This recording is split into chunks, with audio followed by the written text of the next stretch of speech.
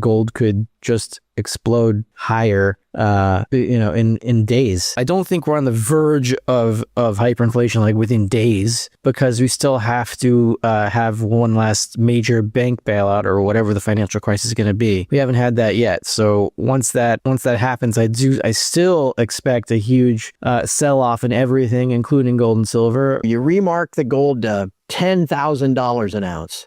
Right? You just mark it to the market price. You would get back, when you send that back to the Treasury then could send you over $1 trillion that they just create from thin air. It's an accounting gimmick. But you get $1 trillion that you wouldn't have to go sell bonds for. Well, what if you did it at 9,000, 10,000? You get two some odd $1 trillion.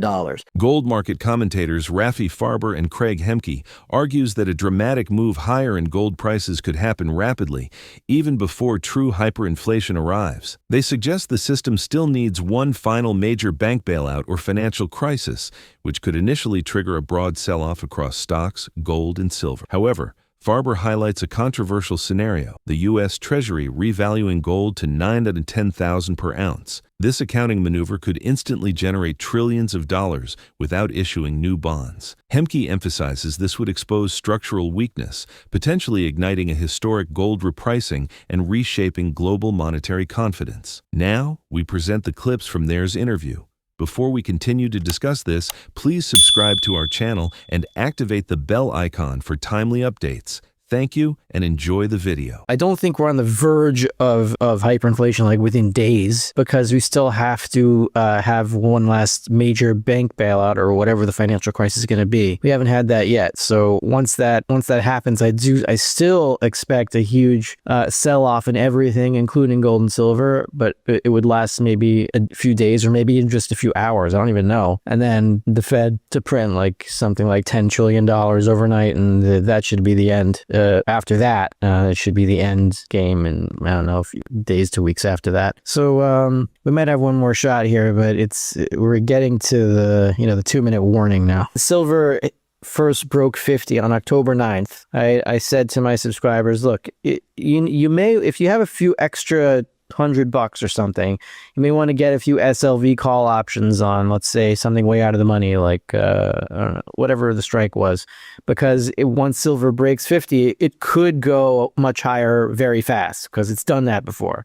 So we did that, and it made a lot of money. And I already sold out of most of that position. I still have like just a handful left.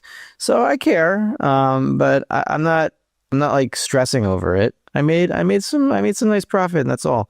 But if you're gonna go all in on derivatives and make a bet on how fast silver's gonna get to some target within a certain short time period, because you have $50,000 of debt to pay off and you're relying on that, it's a bad situation, because that's what the silver short sellers are looking for. If they can get you squeezed out, they'll do it. I don't know if they can. But look, we're in a theoretical, we have to acknowledge, as exciting as this is and all the positive emotions that bring up, we have to acknowledge that we are in very dangerous territory here, because the COMEX could jack up margin rates to 100% if they wanted to, which means that you don't get any leverage exposure. What is it now, like 40%? I don't know. It's I think it's measured in dollar terms, not percentage terms. Last I saw was like $30,000 or something. Could be off on that. But they could jack it up to 100% if they feel really threatened. And then that forces a lot of people out of positions, because they suddenly have to fund. Like if you own, let's say you're a hedge fund, and you own contracts in long positions in silver, 5,000 ounce silver contracts on, let's say, 30% margin. So that's 70% of the cash you don't have to put into that. And then all of a sudden they're jacked up to 100%. You don't have the cash. You got to sell those like immediately, or they'll sell for you by force. This is all technical stuff. I mean, there's nothing to do with the inherent value of silver or anything like that. It's just we're still in a derivative system. They still got a lot of levers to pull here. And you got to be careful. So if you're a stacker, keep stacking. Or if you have enough, stop. But I wouldn't sell here, because anything could happen here. Anything. We could go to 100 tomorrow. We go down to 50 tomorrow. I really have no idea. Silver, and I have a nuanced take on that. I don't deny that there's manipulation in silver. I don't think it's a conscious activity mostly. every now and then you could have like a team of spoofers that get in trouble in JP Morgan, they get fined $100 million or whatever it is. That's nothing. It's just like air. It doesn't really affect much. The real manipulation is the existence of gold and silver futures themselves. That is the manipulation, because that allows people to sell more silver or gold than actually exists. And the exchanges justify that by saying, well, it doesn't matter if they have the silver. If they have the dollar equivalent of the silver contract in their account, then they can settle that in the dollar equivalent of the silver. If they have the silver, great. If they don't, at least we require them to have, if they're shorting a contract, because I had to sell a contract once, right? But to cover my long, I had to go the other side. So they require the full dollar amount of that contract, even if you have the silver in your account, even if you have the warrant, right? You still have to sell a contract short to deliver the warrant to somebody. So technically, I had to short silver once, and I know what's involved to do it. The reason that it looks like manipulation is that any other futures market, let's say oil or wheat or whatever, right? Those are consumed, and higher prices for wheat, they encourage people to consume less because they want to save money, right? There's on one side you have money, which is the dollar isn't really money, but it's more moneyness than the wheat. It's more liquid. In the dollar/wheat equation, you have dollars on one side, you have wheat on the other side. So the higher the price of wheat goes, the less people want to buy it, or any other commodity like oil or lumber or whatever, right? Because these things are actually used. But for a money commodity like silver, when you have dollars on one side and silver on the other side, you have, if you're talking about industrial silver, then yeah, on that equation, the dollar is more liquid than the silver. But if silver keeps going up and up and up and up, the moneyness of silver starts creeping into people's consciousness, and the money in that equation becomes the silver. So that becomes the opposite of a consumable commodity. The higher the price goes, the more people want it instead of the less people want it. And that creates a very dangerous potential for a positive feedback loop, which will spell the end of all futures markets very quickly. And so what happens then is, again, this isn't conscious, but once the silver price keeps going higher and higher and higher and higher, it locks up more and more money there, and more and more dollars at least, and then all other futures markets get whacked out, like we saw on, was it March 7th, 2022, with the whole nickel scenario. There's a short squeeze there.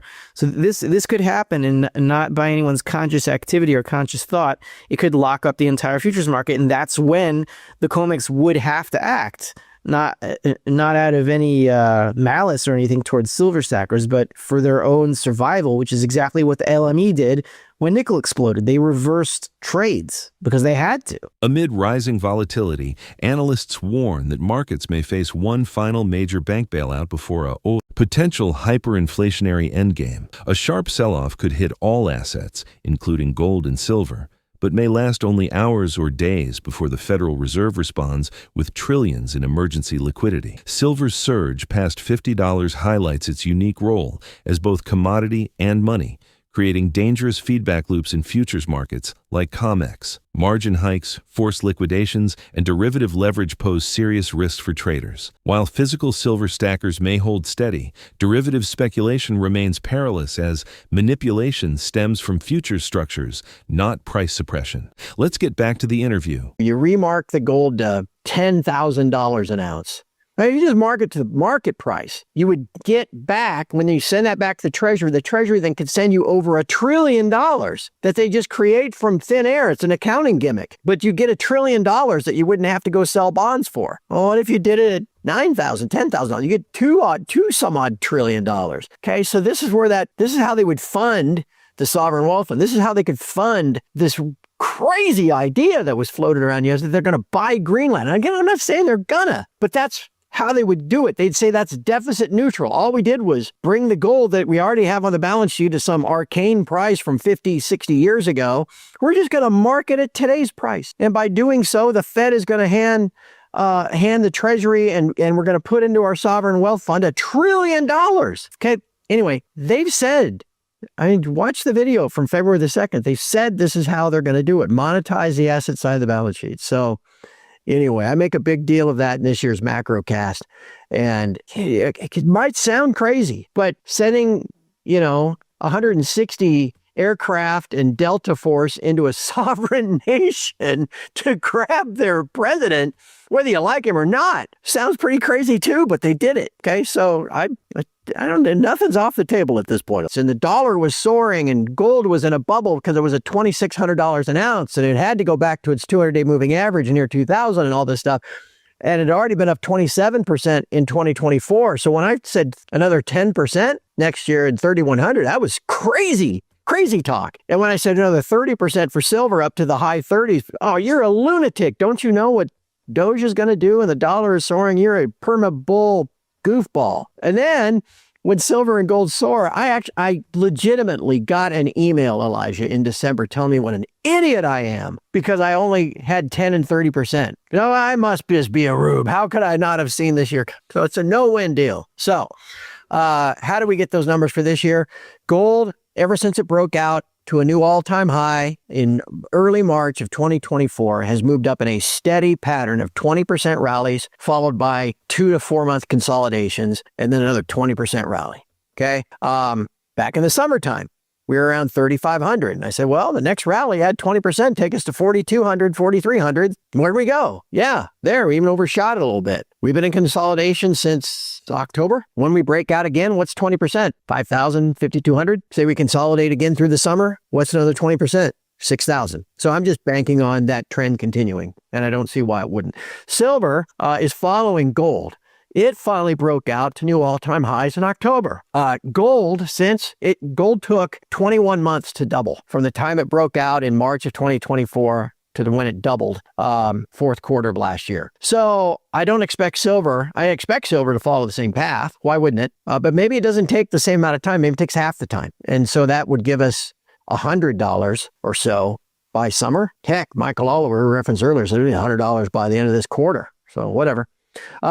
I don't know what happens after that, but I would imagine we'll probably keep chugging. And that's how I came up with that. You can see it's a real scientific process, Elijah.